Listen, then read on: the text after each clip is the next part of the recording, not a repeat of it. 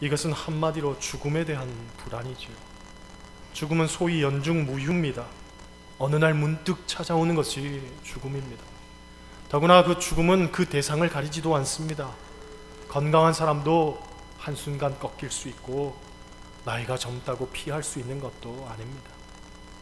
둘째로는 목적론적인 불안입니다. 다른 말로 삶의 허무에 대한 불안이지요. 피땀 흘려 자식들 키워놨더니 장성한 자녀들이 나 몰라라 합니다. 일생 다 바쳐 헌신했던 직장에서 헌신짝처럼 버림받게 됩니다. 젊을 때는 뭐든지 다 할 수 있을 것 같았는데 은퇴하고 났더니 써주는 데가 없습니다. 하루의 시간 보내는 것조차 무료할 뿐입니다. 이렇게 사는 게 사는 건가? 나는 무엇을 위해서 그렇게 쫓기듯 살아왔던가? 지나고 보니 삶의 허무뿐이죠. 세 번째로 도덕적인 불안입니다. 이것은 죄에 대한 불안입니다. 인간은 죄인으로 태어났지만 하나님은 그 속에 양심이라는 것을 심어 놓으셨습니다. 이것은 하나님의 마음입니다. 그래서 사람은 선을 행할 때 만족감을 느끼지만 악을 행하면 말할 수 없는 죄책감에 시달리게 됩니다.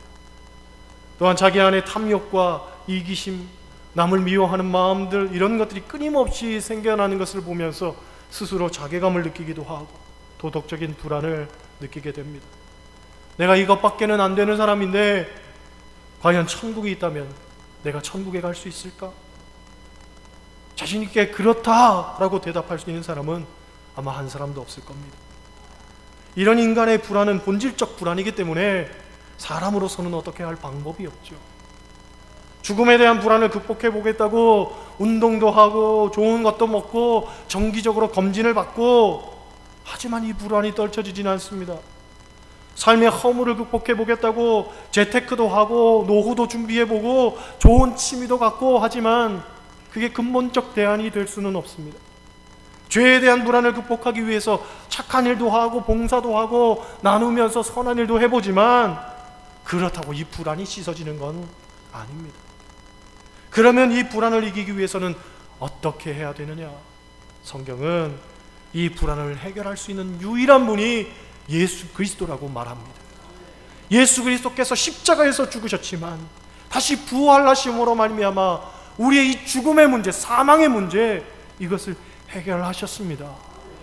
부활하신 예수 그리스도는 지금도 살아계셔서 우리 가운데 역사하시기 때문에 우리가 그분을 만나기만 하면 삶의 의미와 목적과 사명을 깨닫게 되죠. 인생이 유의미해지는 것입니다. 또 누구든지 예수 그리스도를 믿기만 하면 구원을 받는다고 성경은 우리에게 약속하고 있습니다. 그렇기 때문에 우리는 예수 안에서 인간의 모든 불안을 해결받을 수 있습니다.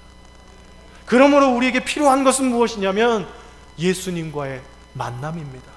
그분과의 긴밀한 그리고 인격적인 만남, 그 관계를 맺으면서 사는 것이 무엇보다도 가장 중요한 것입니다. 여러분, 사람은 관계를 잘 맺고 살아야 됩니다. 왜냐하면 관계 속에서 오는 축복이나 아픔이 상상외로 크기 때문에 그렇습니다.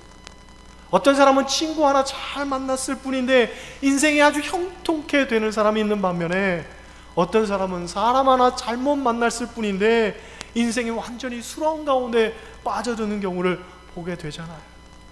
어떤 사람은 사람 하나 잘 만났기 때문에 구원받는 자리 가운데로 나올 수 있게 된 반면에 어떤 사람은 사람 하나 잘못 만나서 들로 산으로 세상으로 하나님과는 전혀 상관없는 삶을 살기도 한단 말이죠. 그러니까 관계를 잘 맺어야 되는 겁니다. 우리가 인간관계를 말할 때 대체적으로 혈연, 지연, 학연 같은 것들을 얘기하죠. 우리나라는 특별히 지연이 강하다고 합니다. 어디 출신이냐, 어느 지역이냐, 거기에 따라서 엄청난 공감대가 형성이 되거나 아니면 또 대단한 갈등이 생기기도 한다는 거죠. 그러니 이 지역에 대한 부작용 때문에 도를 없애자. 강원도는 상관없습니다만은 도를 없애자, 그런 얘기도 있습니다. 하지만 벌써 선거철이 되면 더더욱 지역색이 붉어지는 것 아주 당연지사가 되잖아요. 강릉 지역이 사실은 굉장히 폐쇄적입니다. 너무너무 폐쇄적이에요. 여기 10년을 살아도 강릉 사람 아니면 이웃 아니라고 합니다. 이 말이 안 느껴지시는 분은 강릉 사람이에요. 그런데 이 말이 공감이 되시는 분은 벌써 외지에서 오신 분들이에요. 많은 핍박을 겪으신 분들이지요. 다른 목사님들은 이런 얘기하면 안 되지만 저는 해도 됩니다. 왜냐하면 저는 강릉 사람이니까.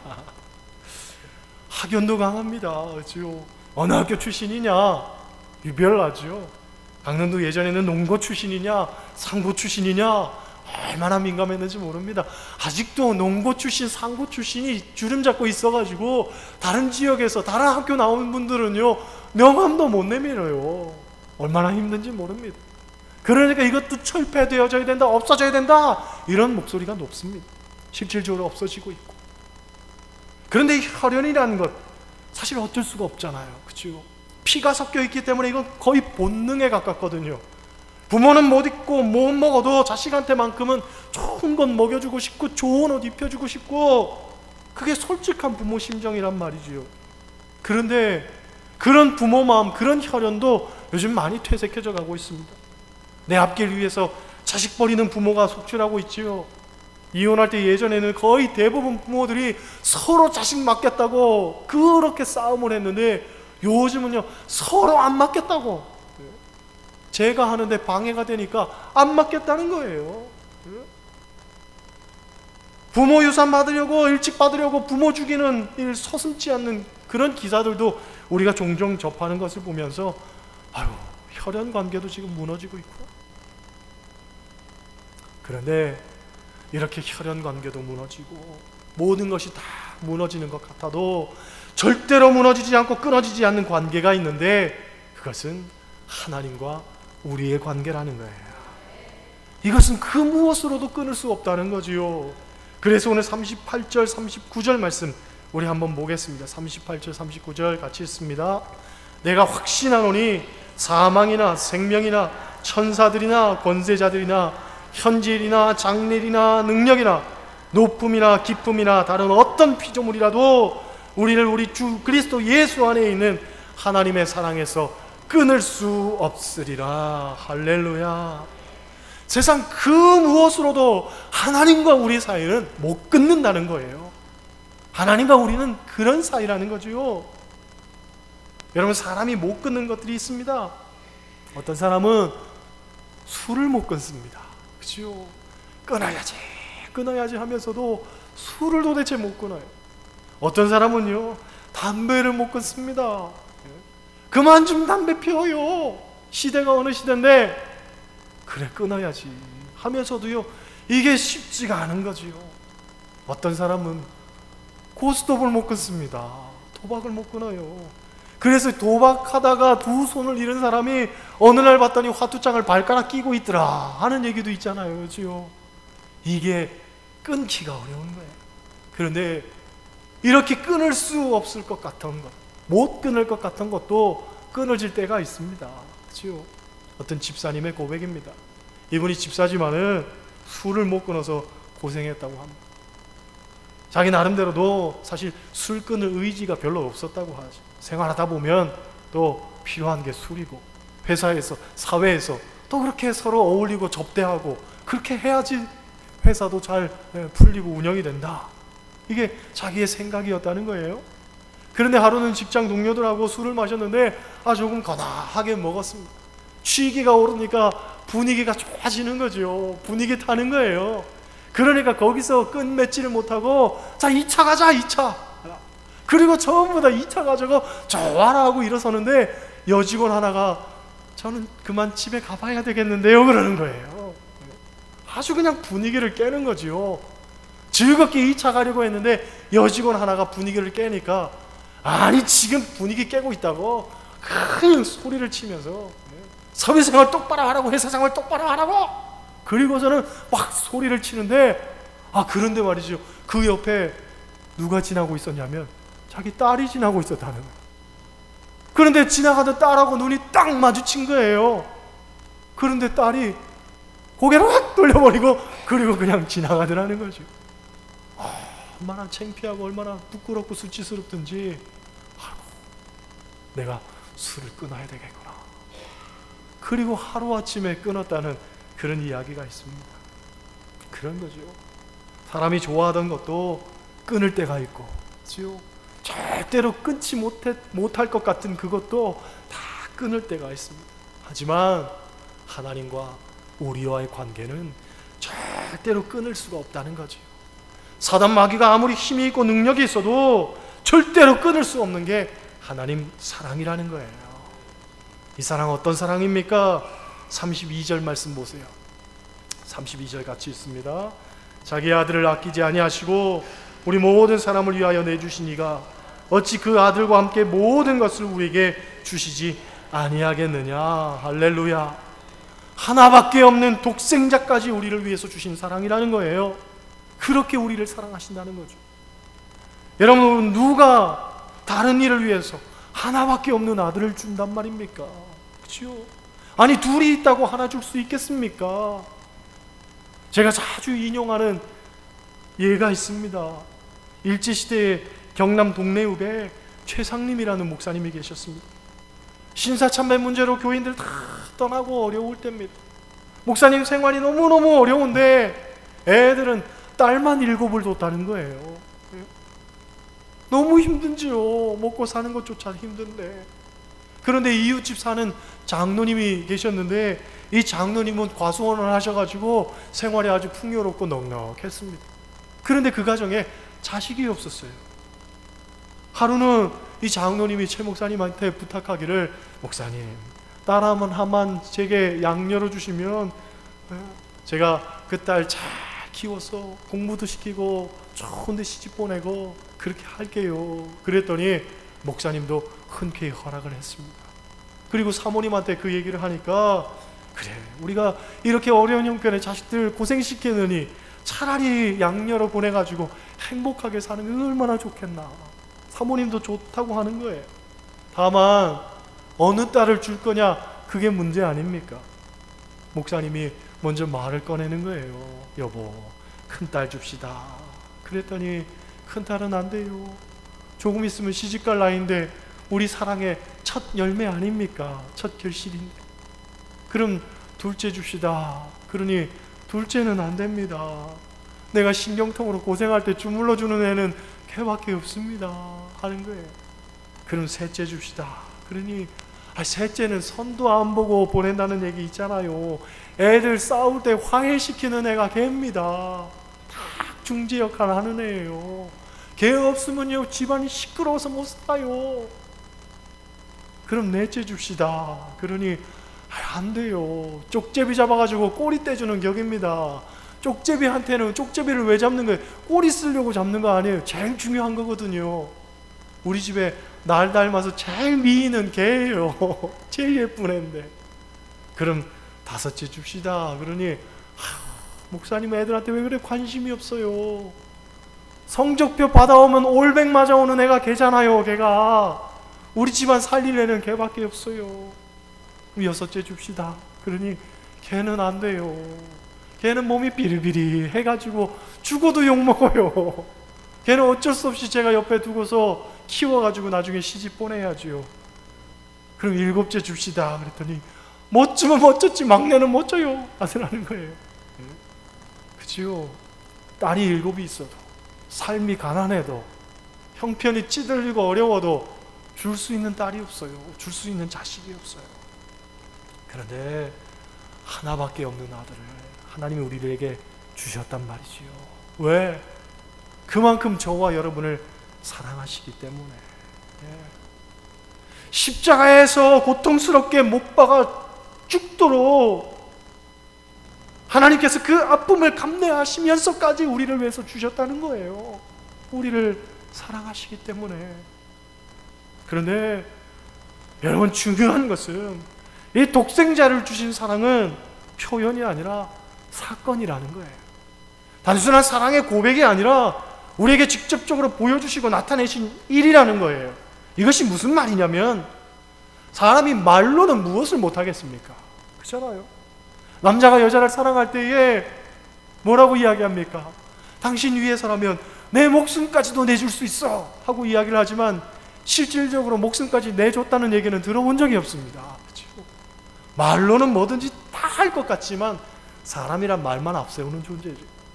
그런데 하나님 사랑은 말이 아니라는 거예요. 그냥 듣기 좋은 고백이 아니라는 거예요. 독생자를 주신 사건이라는 거지요.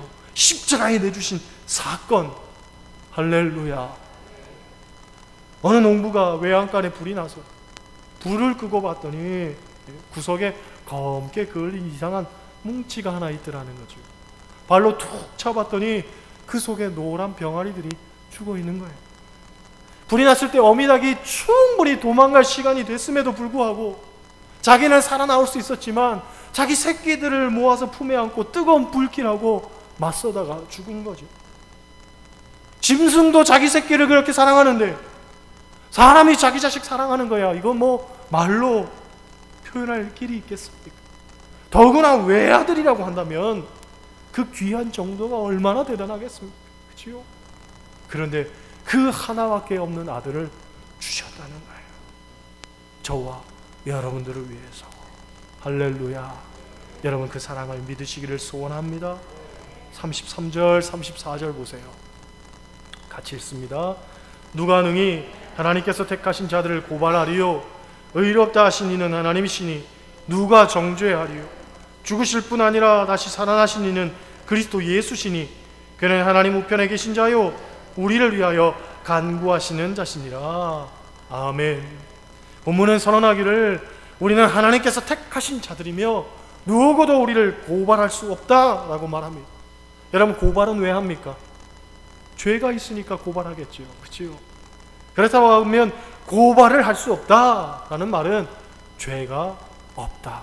더 이상 죄가 없다라고 이야기하는 거예요. 우리는 십자가의 보혈로 말미암아 모든 죄를 다 씻음 받았습니다. 우리는 죄가 없습니다. 죄가 다 사함 받았습니다. 그렇기 때문에 누구도 우리를 고소할 수 없습니다. 고발할 수 없습니다. 사단도 우리를 고소할 수 없습니다. 우리는 자유인이 되었습니다. 공동번역을 보면 본문을 이렇게 해석합니다. 하나님이 택하신 사람들을 누가 감히 고소할 수 있겠습니까? 그들에게 무죄를 선언하시는 분은 하나님이신데, 그들에게 무죄를 선언하시는 분이 하나님이시라는 거예요. 하나님이 무죄라고 선언하셨으면 그만이라는 거죠.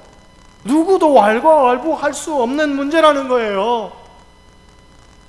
어떤 분들은 내가 이렇게 세상에서 죄 짓고 사는데 과연 하나님을 믿는다고 구원받을 수 있을까? 의구심을 갖는 분들이 있습니다. 또 어떤 분들은 내가 착하게 살지도 못하고 남들에게 베풀지도 못했기 때문에 나 같은 사람 천국 갈 수 없을 거야, 그렇게 단정 짓는 분들도 있습니다. 또 어떤 분들은 그렇게 살면 안 되는 걸 알면서도 그러한 죄를 반복하고 살기 때문에 하나님 나를 사랑하시지도 또 나를 구원하시지도 않을 거야, 그런 부정적 생각을 갖고 사는 분들도 있습니다. 그러나 아닙니다. 누구든지 예수 그리스도를 믿기만 하면 죄 없다 선언을 받고, 누구든지 예수 그리스도를 믿기만 하면 구원을 받습니다. 이건 하나님의 약속입니다. 하나님께서 무죄라고 선언하셨으면 그만인 겁니다. 이미 우리는 깨끗하게 씻어진 존재가 된 줄로 믿습니다. 누구도 정죄할 수 없고 누구도 비난할 수 없습니다. 누구도 그 사람의 어떤 허물과 죄악을 들춰낼 수 없습니다.